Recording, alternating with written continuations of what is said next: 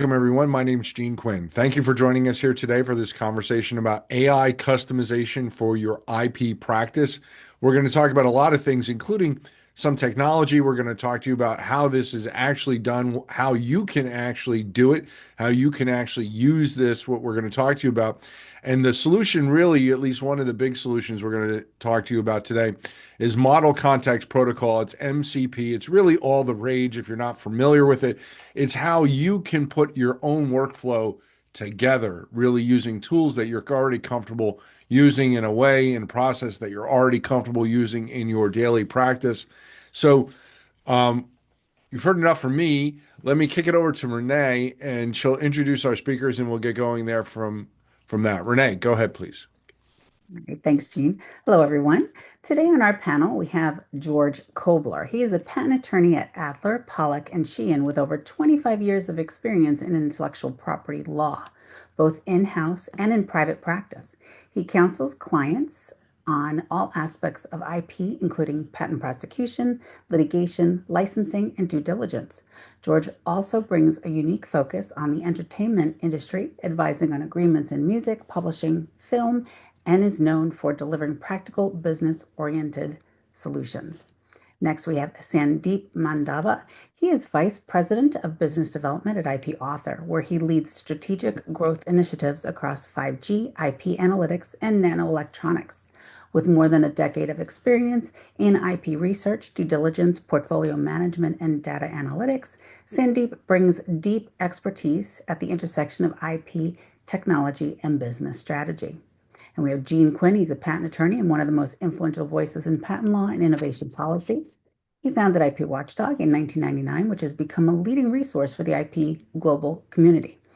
Gene is widely recognized for his expertise in software patentability and U.S. patent practice and has repeatedly been named among the world's top IP influencers and strategists.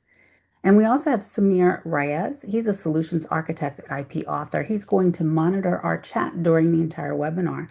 So should you have any questions for IP Author directly, please put those in the chat box and Samir will be happy to address those for you.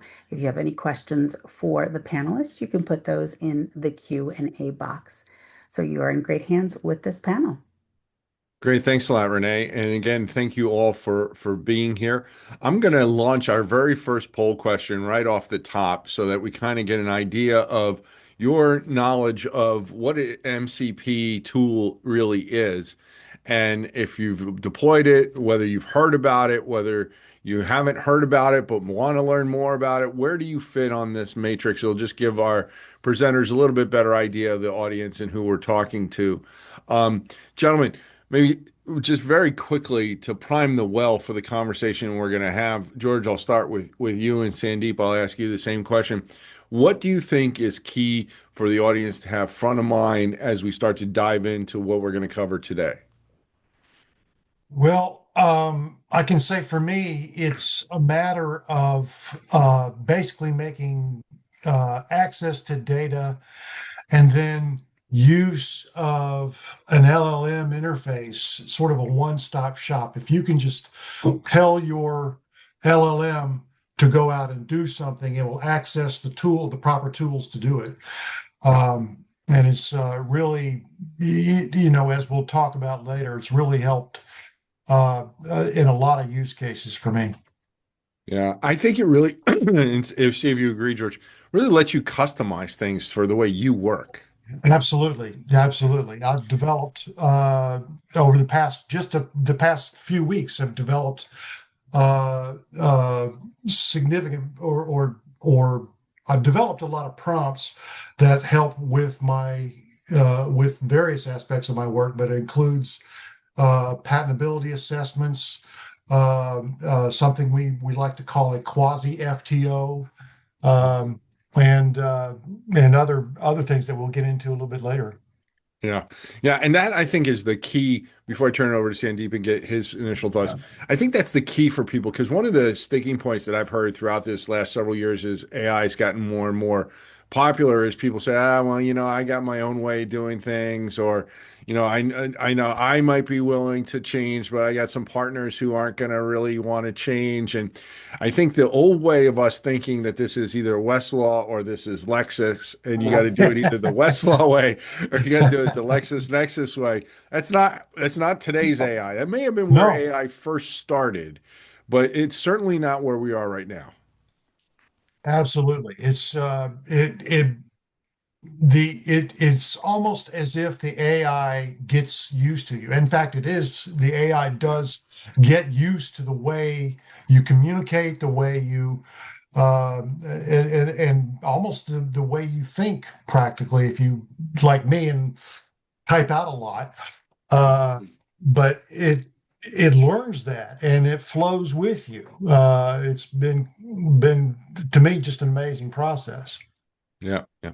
Great. Well, thanks for those thoughts, George. Sandeep, your initial thoughts here today. Yeah, no, I think both you, Gene, and George actually covered it really well. What I would like to add to that is, so far you have seen many providers building tools for a specific purpose. And to that point, what Gene stated, which I heard from many practitioners, is that I have my own way of doing things. Can your tool adapt to me? So it's almost all the time with the current tools, everybody is trying to adapt to the tool rather than tool adapting to you.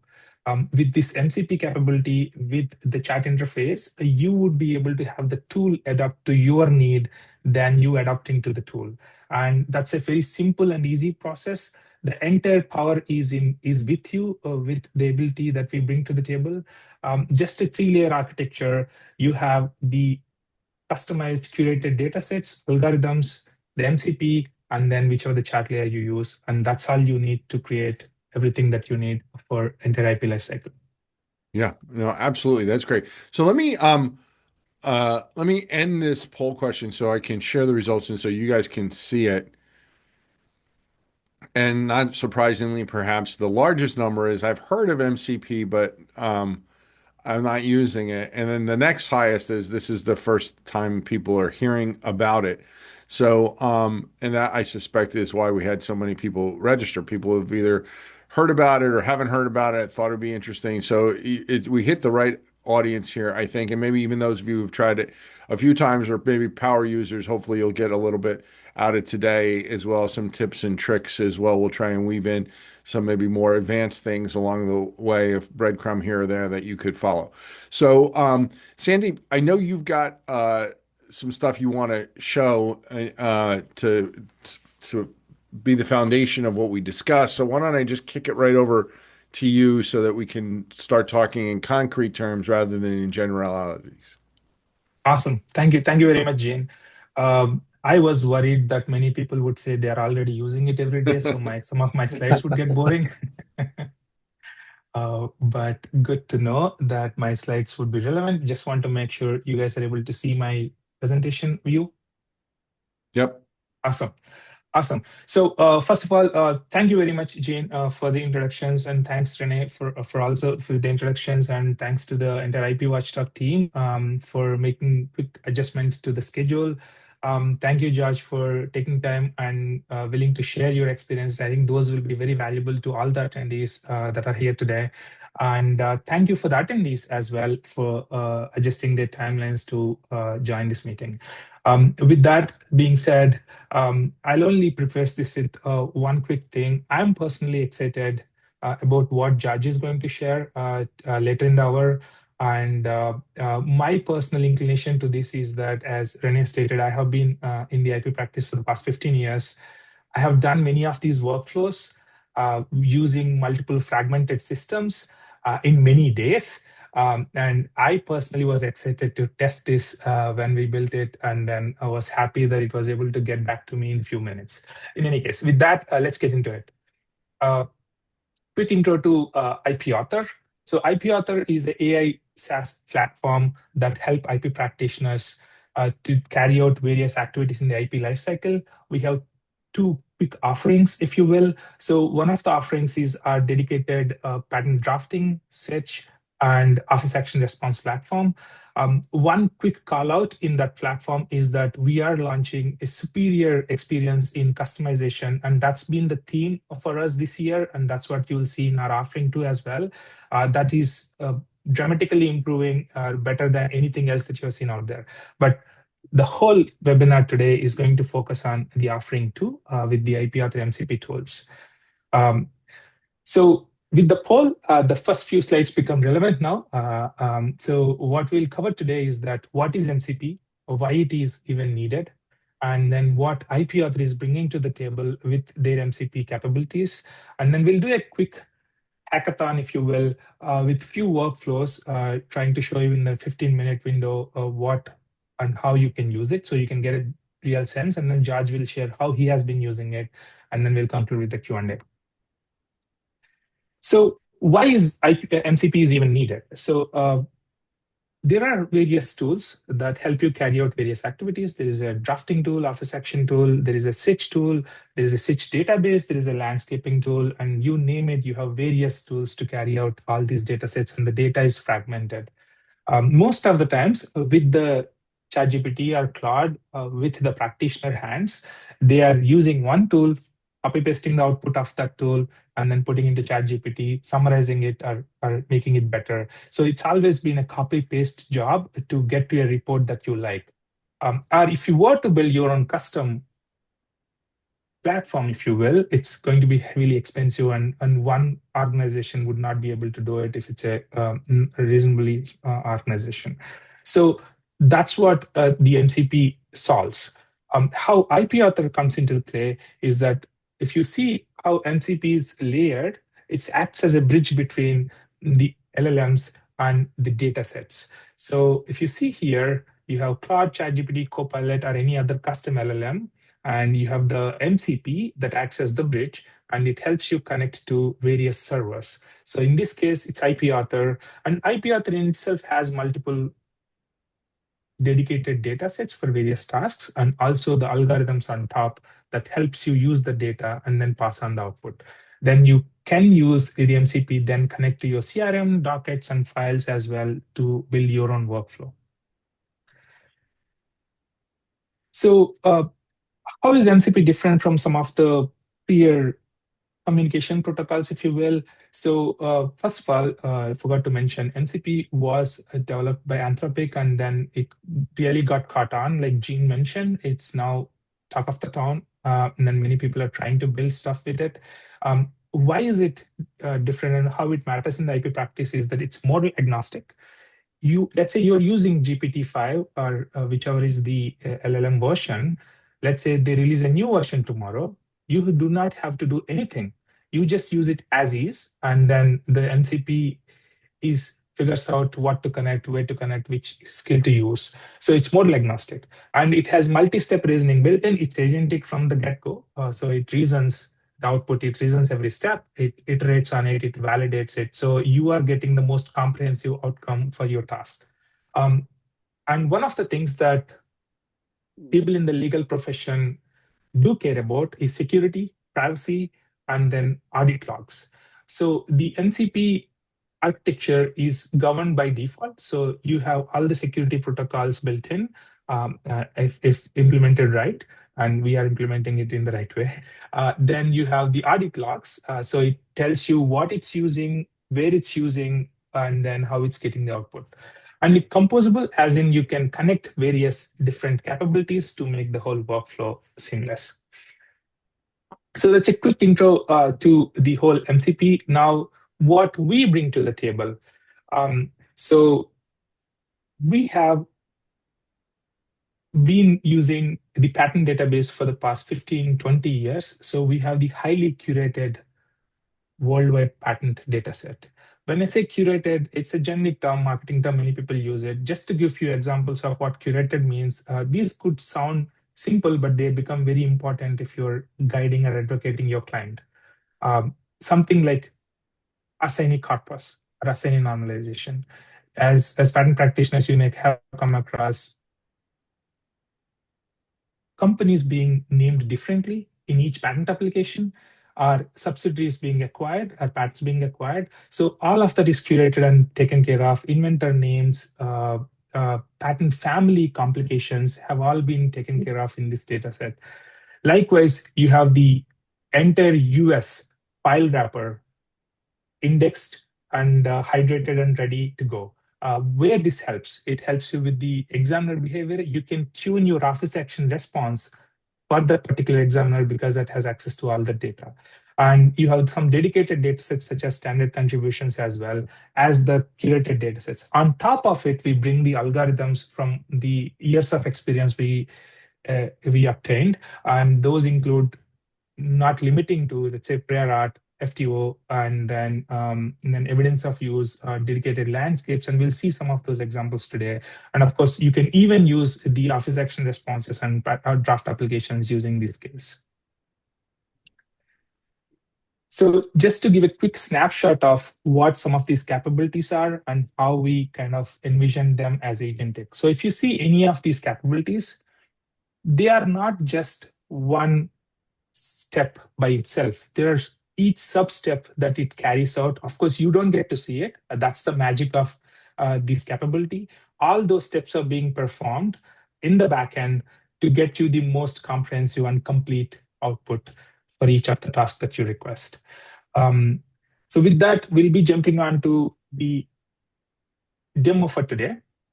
How I set it up is that, of course, we will share a quick screenshot where if you want to run it live with me while I share the video recording of the tool being run, you can also do it. If you're not, it's okay. Feel free to just focus on the video, and post the meeting, we'll discuss as to how you can gain access to it. So to set the demo up, let's say you have a client. The health rings have become quite famous these days. So let's say you have a client and you're advocating your client, and then there are competitors who are producing such a product in the market, and your client wants to know what's the landscape looks like. Are we even implementing the patents that we have into our product? And if we were to pick any good patent in asserting, would it hold up? And those are the questions that your client is asking you. So before we get into solving and addressing your client's questions, this is the screen. My colleagues will be pasting this link to you. You can connect it using either ChatGPT or Claude if you are on any payment plan. Go to Settings, click on Security Login and activate Developer Mode, and then go to Plugins, and then copy paste this server URL, and that's it. Your setup is done. And you would be able to use the whole MCP capability that I'm going to show you right now. I'll give 10-15 seconds for you to set up if you want to, but that's totally fine if you don't want to, or if you want to do it later, we can get it done later as well. So most of you may have access to the Claude payment plan or ChatGPT Plus or ChatGPT Enterprise. Any of those would work. I don't think it works on a free plan though. Okay, now as some of you may be setting it up, some of you may be paying attention to how we would solve my client's problem. So there are 3 steps to it if you think about it. Step 1 is, this is the prompt that I have used to solve the client's problem. Step 1 is to understand, okay, which companies are actively filing patents in the health ring space, and what are the different technical areas in that health ring that are applicable to those patent portfolio. Once we know, then my client wants to understand the sleep-related user experiences of the health ring. Then we would focus on narrowing down the patent landscape to these sleep-related activities. Then once we narrow it down, I pick a patent, then I ask it to go and do an evidence of use mapping of that patent against the product specification. Then the next steps would be, okay, how do we check if it holds up if it were to be used in the session. So those are the 3 key steps, and I'll be showing you all the 3 key steps. And let's switch to the demo now.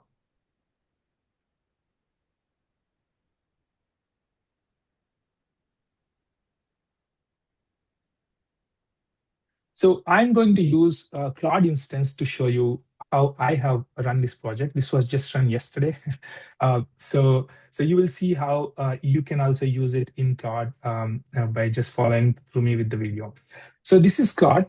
Once you connect to the connectors of IP Author, they would show up in the connector section. And it also shows you some of the capabilities that I highlighted in one of the decks. So you don't need to call any specific skill. You can just ask it as if you're just chatting with it, and it figures out what to use and how to use those skills. So for example, let's take the first step. So our first step is that run a landscape of this health ring market and see who is filing and how is the landscape looks like. So once you run it, if you pay attention to the right-hand top, it would start showing up what tools it's using and what skills it's using and what process it's following as the governance goes. So it's using IP Author MCP, and it's running the landscape search now. Takes around 15 minutes, 10 minutes, but usually this itself used to take me a full day or so, 2 days to get the results. Few interesting things that it did, I'll show it to you. So it came back with the results, took around 15 minutes or so when I was recording it. It came back with, okay, these are the number of patent families out there. It ran between the time window that I asked it to run and how many patents are active, which are granted. Now, what I also asked it is to prepare a dashboard. Again, if you observe one thing, I am not going to leave this chat session during the whole workflow. Something you would like to see. And this is the report that could have taken a day or 2 days to prepare, just the reporting format itself. So it has 456 extended families here and showing me how many are active and which is the top company. Aura is the top company with the majority number of families and the whole search it used. And what kind of combinations and permutations it used to get to the result.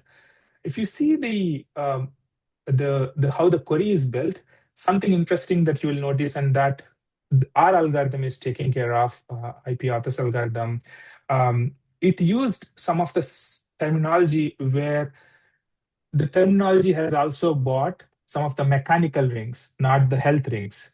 And since it's agentic and iterative, it was able to eliminate those as to how we set it up. So you are actually getting the highly relevant patent set, already eliminating the false positives, already updating the search queries in this exercise.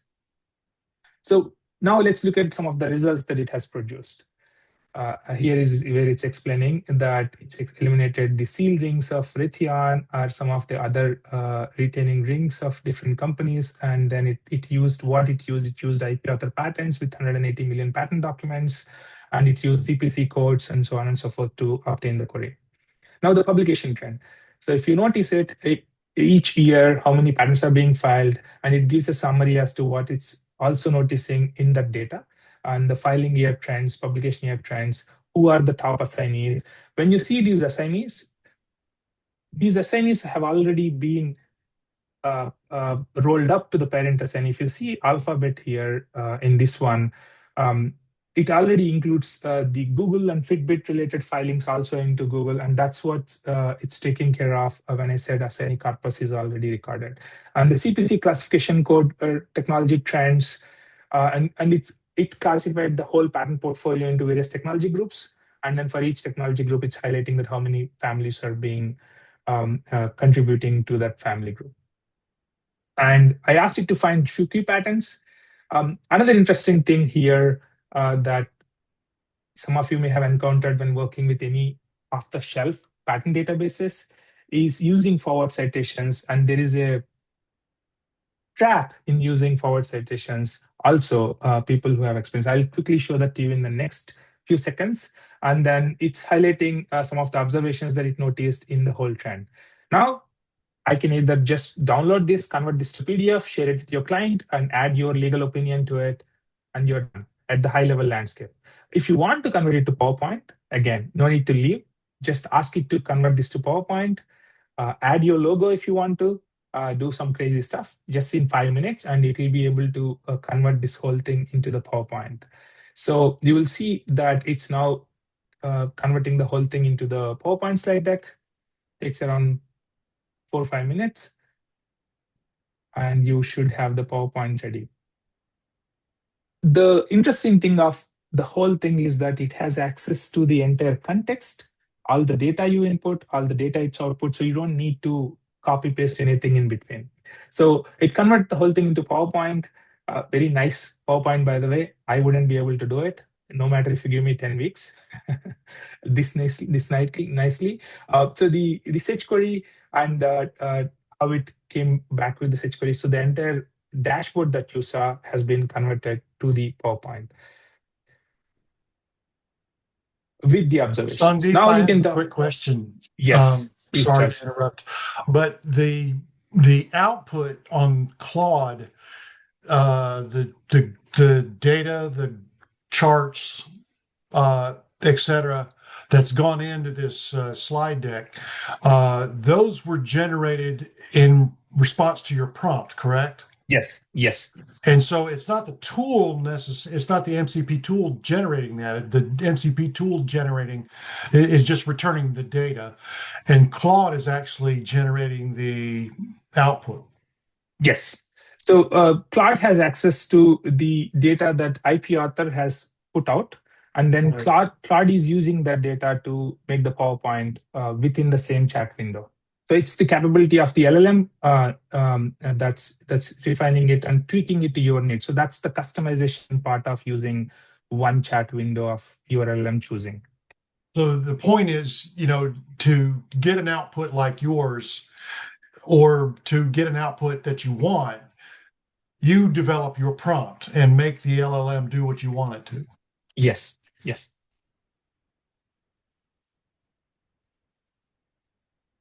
So a few of the observations that he highlighted. So one of the things that I was mentioning before about curated data.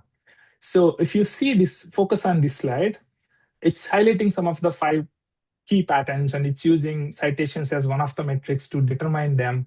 But the key trap in counting citations is that the forward citation family is deduped, meaning you can have a published version of the same family, granted version of the same family, or foreign versions of the same family cite this application, and you do not want to count all of them as individual citations to kind of blow up the count and consider that as one of the better patterns.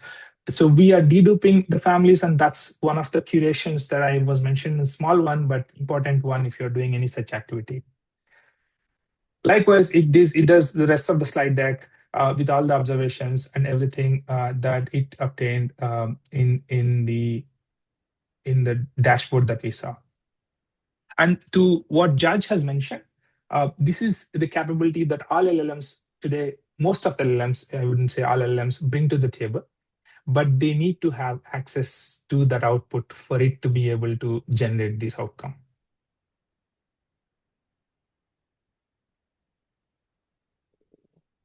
So I would just quickly scan through this rest of the deck. And then once the deck is finished, now the second part of what we promised our client is to have them focus on a specific area that they are interested in. That area is sleep. Let's look at the dashboard again, just once to see what area and what it's calling that particular area. So if you go to the technology clusters in here, the technology classification trend in here,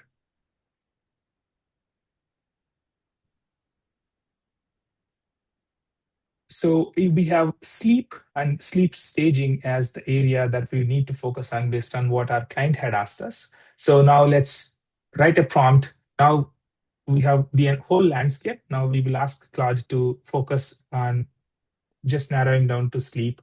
And our client is interested in the recent filing, so we don't need to go back to 2015. So let's go to 2018 or the last 5-6 years of worth of data. So that's the prompt I developed. It's just no need to worry whenever I say prompt. It's not something that you need to be firm about. You can just talk to it as if you were just asking it, and no need to be particular about any of these. And Judge would explain. But you can just ask it like I'm asking it here, and it's using all the facets of IP author search, IP author search integration layer, keyword integration layer, search preparation layer, and the data sets to narrow down this larger landscape to a narrower sleep-related outcome. So once it puts together, again, it automatically adds that outcome to the dashboard and that you're seeing on the right. Again, that's part of the prompt that I developed. And then you can also have it generate a stat PowerPoint for that particular outcome, and then have it build a more interactive dashboard or more interactive or document if you like.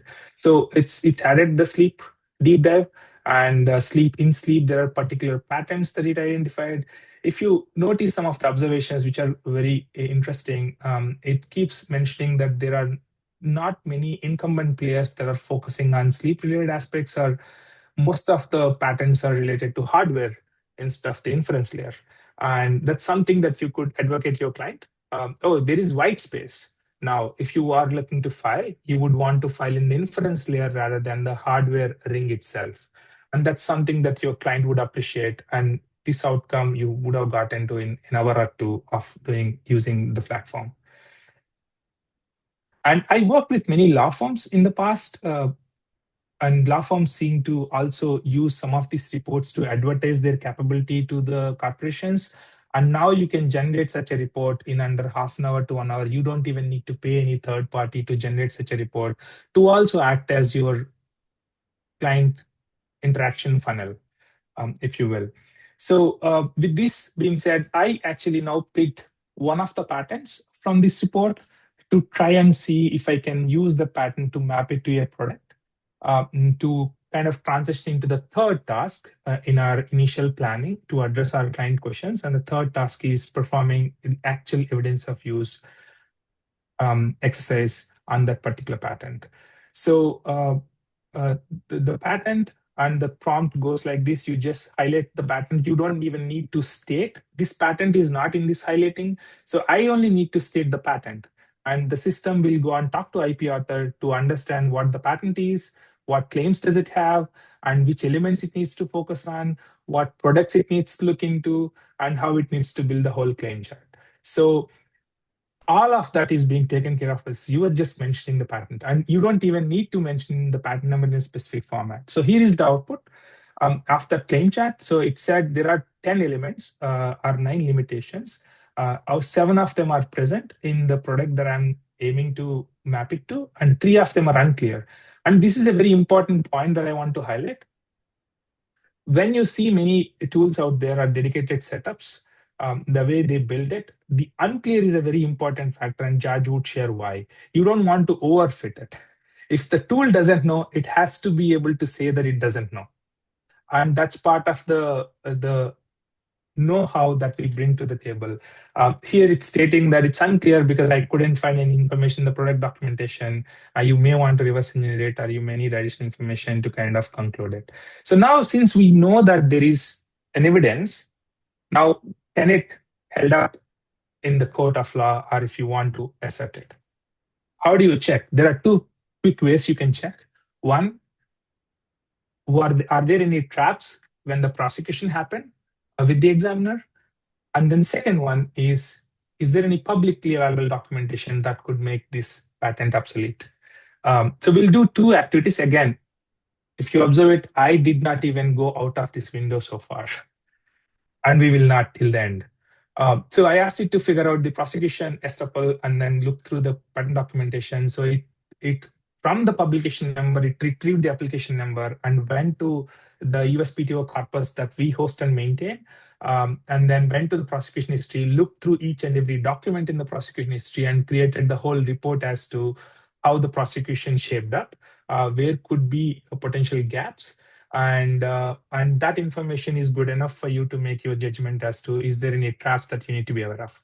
Now, once you're clearing of that one, then they ask you to perform the invalidation. And that's it. The simple prompt is perform invalidation search on this patent. That's the prompt. And then it goes ahead and looks through the available prior art, looks through the entire patent corpus, tries to map, and once it comes back, it looks at the 102, 103, and any of the other ways of making the patent obsolete. In all its varieties, it seemed to have found 3 or 4 patents. Now let's ask it to also show us the dashboard with all the information that it obtained from this exercise. So it looked at 102, 103, 102, 103, and then other prior art attacks, and it provided the whole. And then I asked it to create the dashboard with this information, and that's the dashboard of all the elements of each of the patent claim that we are interested in, and all the 4 references against each reference being mapped.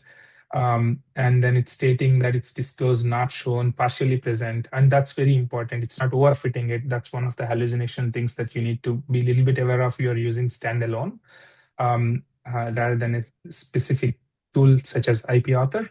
And then so our tool, the way we built it, that it's not just giving you the outcome, but also giving you the audit trail. And if you look at it, if I click on expand, the explanation of all these disclosed, not disclosed, it also gives you as to how it came to that conclusion of being disclosed or not disclosed.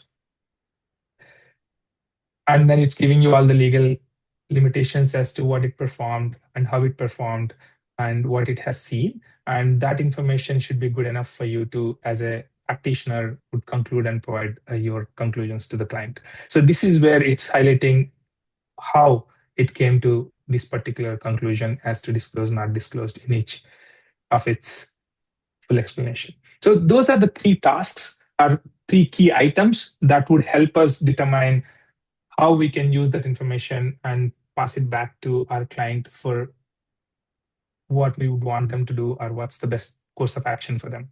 So with that being said, let me quickly switch back to the slide deck.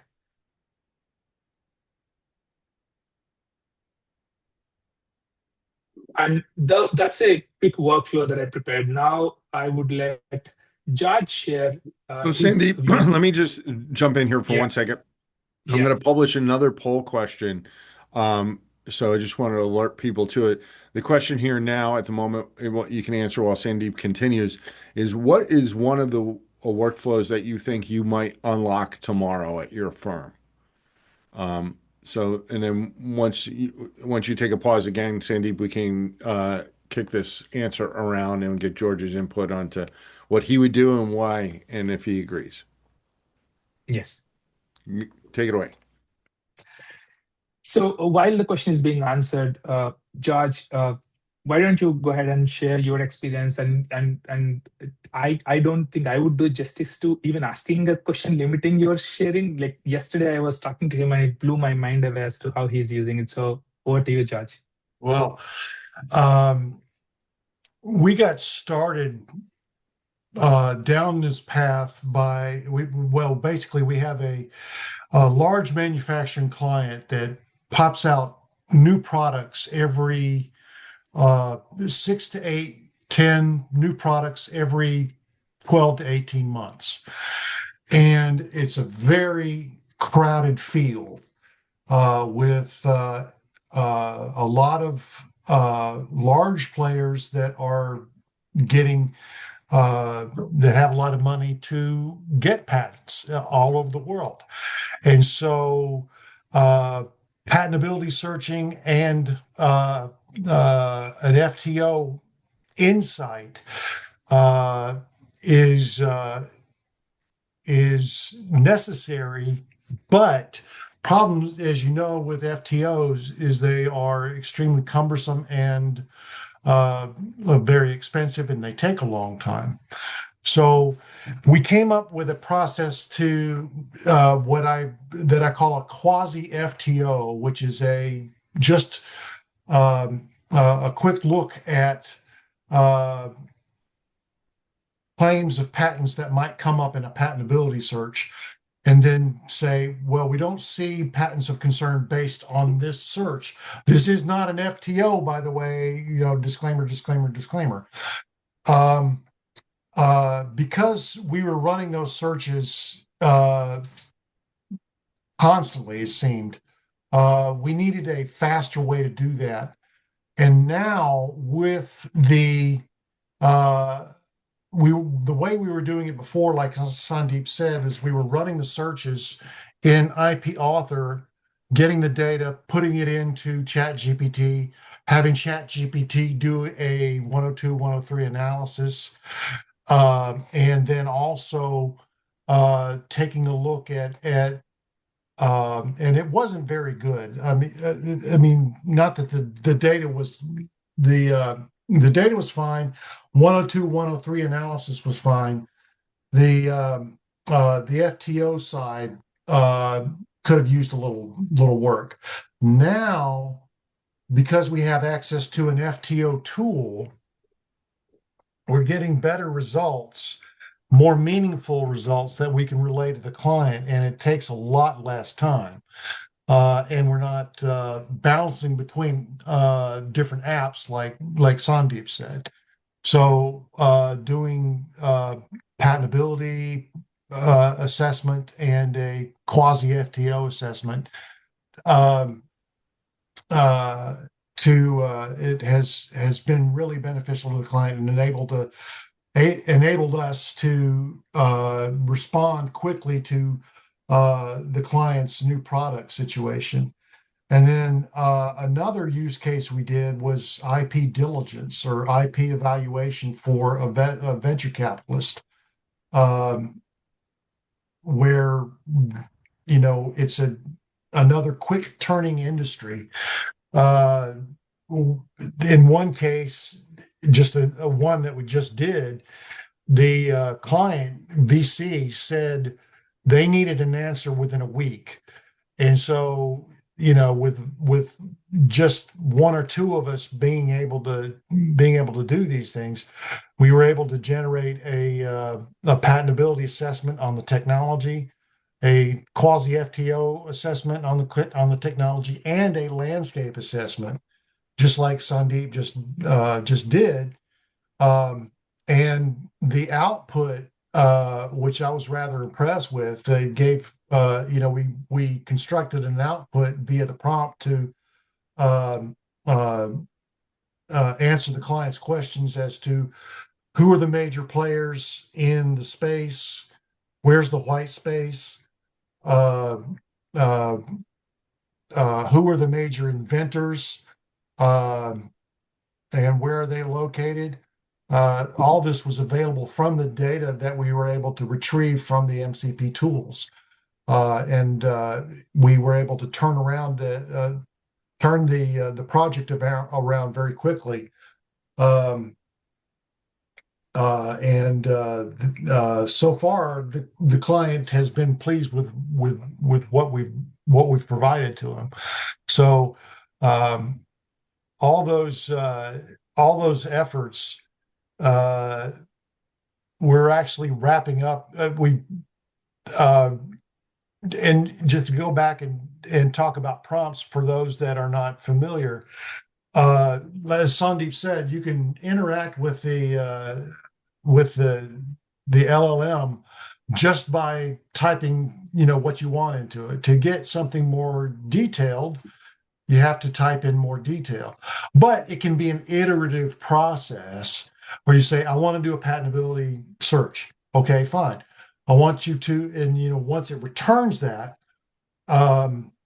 you say, okay, so tell me more about this technology's ability to withstand a 101 rejection in prosecution, and based on the latest law, and it will spit that out for you. And then you can tell it or it will automatically come out with an output for you. You can tailor your output however you want, just like Sandeep did in the example. So the key is, get used to, and you can actually, what I've done is after that whole iterative process to get the output that I want, I go back into the LLM and say, generate a prompt for me that will get this output based upon our conversation. And I save that prompt and it's reusable over and over again. It's really And saved a lot of time. awesome. Thank you. Thank you, Judge. I have one more question before we move on to the next slide. But before that, do you want to conclude the poll, Gene? Sure. Let's see. And let me share the results. Oh, So awesome. you should be seeing the results. So pretty evenly distributed across the top three: prior art, office actions, and landscape. Not as many evidence of use. That may be because maybe we have a few less litigators on the webinar today. But George, where do you find if I told you you could use it only for one thing, what would that one thing be for you? Um,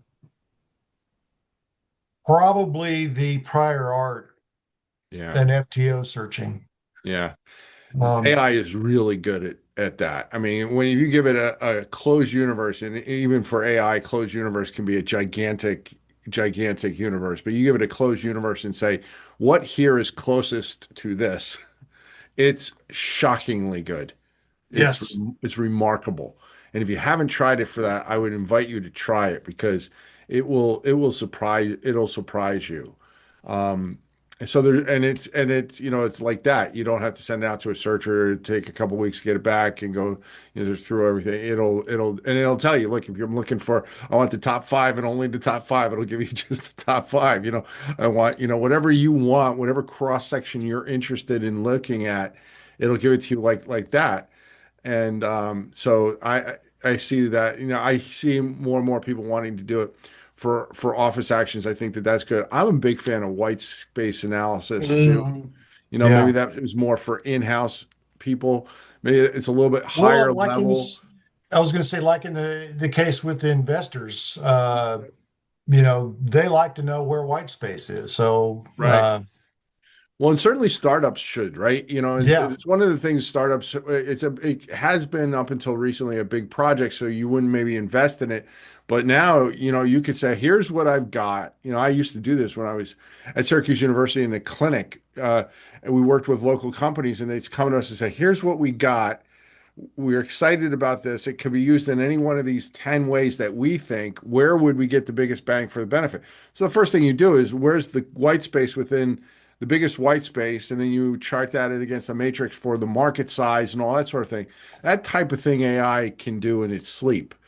And for Mhm. startups or SMEs, really on any SME ought to be using it for that. So one of the things that I would probably want, so since many people have not had experience with MCP from the poll that we got to know,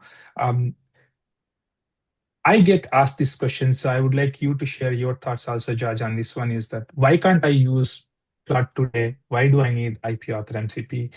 Um, do you have any thoughts? Because you tried using it in. Oh, absolutely. Yes. Um, the I use by the way ChatGPT Right, right. and obviously using a business or enterprise subscription so that it's maintained as it doesn't train on the data.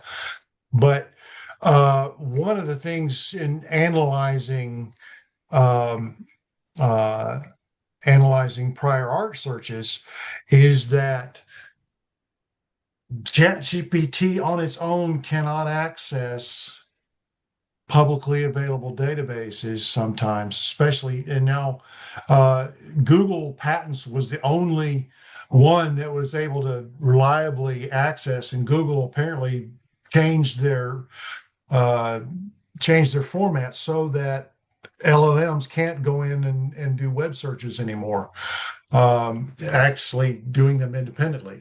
You would either have to uh, uh, look up each patent on Google Patents, copy the URL, paste it over into the chat, and then have the chat, and then go tell the chat to say, access this patent.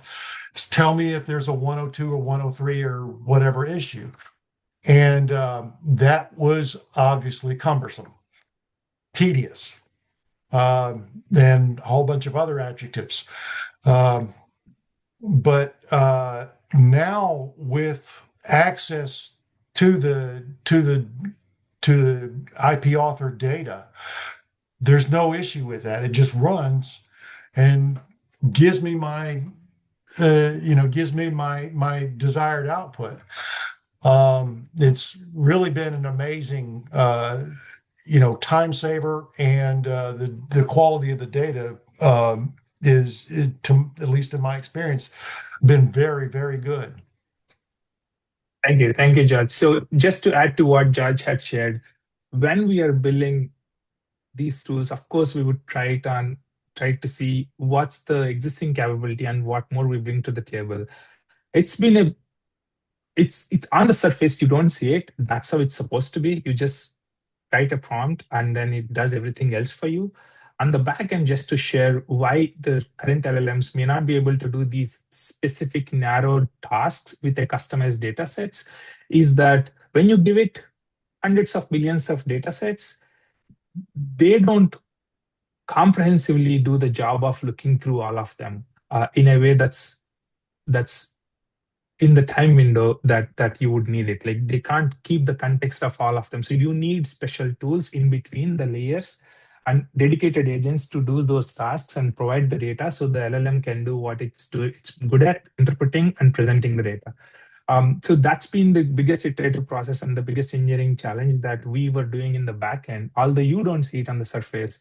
And that's why the LLM, if you just try to access it today and ask it to generate a landscape, it may give you completely different result that may not even be in the accurate realm of, adjacentness, if you will.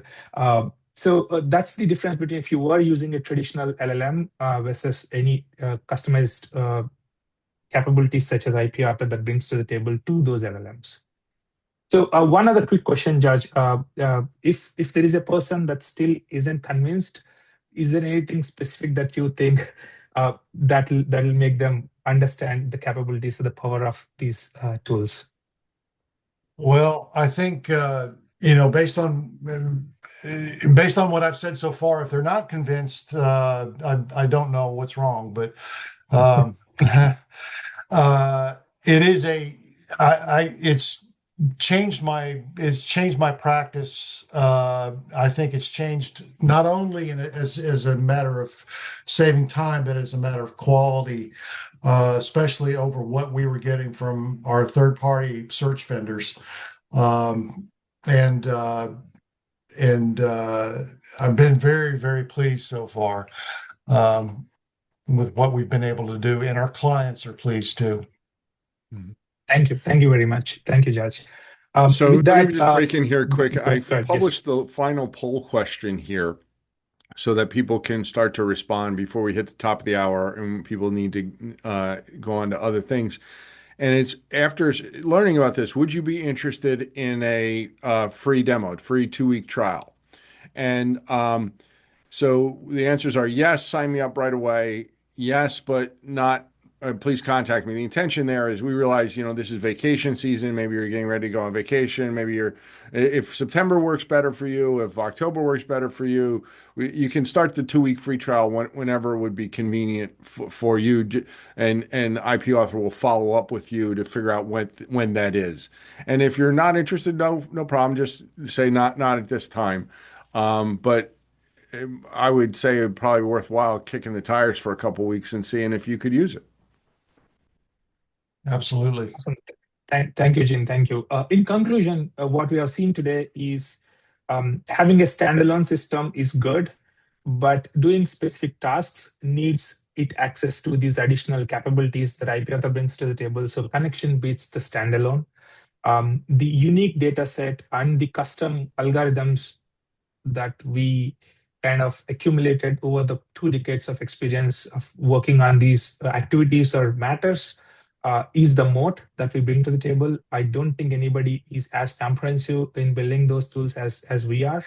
are as diligent, as experimental as we are, then the tools that we bring to the table are model agnostic. You don't need to have either ChatGPT or Claude. You can bring either of them or even Microsoft Copilot to the table, and we add the MCP capabilities to it. And it's just may take just 3 to 5 minutes to connect. It's not complicated. You're not doing any software engineering. It's just opening few menus and then saying okay, and that's it. You don't even need to worry about calling it or doing any such programming if you are on the fence or worrying about, oh, would I be able to do it? It's just seamless. It's already live in law firms. Judge is one example, and there are few other law firms and few other corporations that are using it today in their practice, and we have tremendous feedback coming from them, and that's when we thought this is the time to share it with a larger audience. We have been running this for the last few months, so this felt like the right time for everybody to get the same capability and build your own adventure with the tools that we bring to the table. I like to build your own adventure line. It is an adventure in a good way. Yes. And then, like Gene said, it's available to all of you here.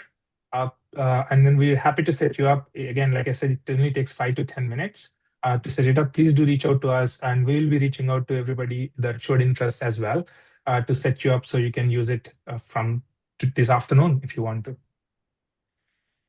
Yeah, well, great. Thanks a lot, Sandeep. Thanks a lot, George. I thought that was a great presentation, and it looks like a lot of people are interested.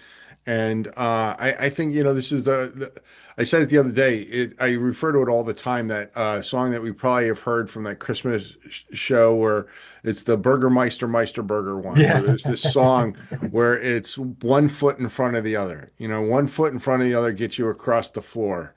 And so this is a first step on a journey. And I think once you go down that path and you're on that journey, you will see that you really can use these things in a way that makes sense for you, which is just so important because nobody can afford, downtime, and you're not going to really have it because it's going to fit into your workflow, I think.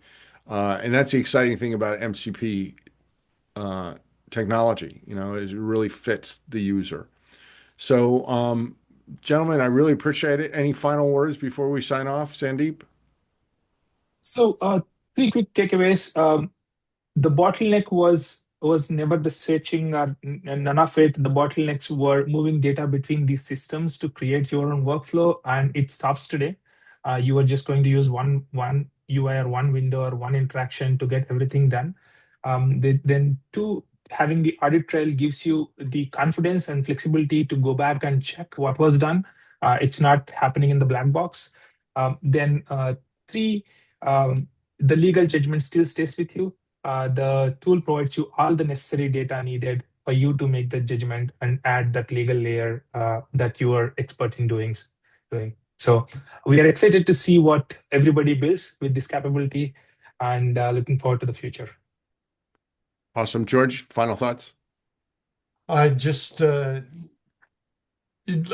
I'd like to say, it's really, really changed my practice much for the better. We've got better,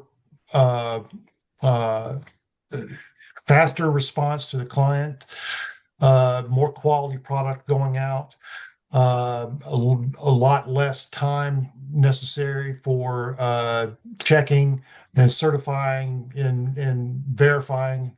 So, like I say, I'm a big believer in using AI and MCP tools, and especially when you get the right data and quickly access the right data. It feels like there's almost nothing you can't do. Yeah, that's so true. All right. Well, thanks a lot, guys. I really appreciate it. And thank you to everybody here for spending a portion of your day with us. That's all we have for today. We hope to see you soon. Enjoy the end of summer, and we will be in touch. So take care, everyone. Thanks, everyone. Thank you very much.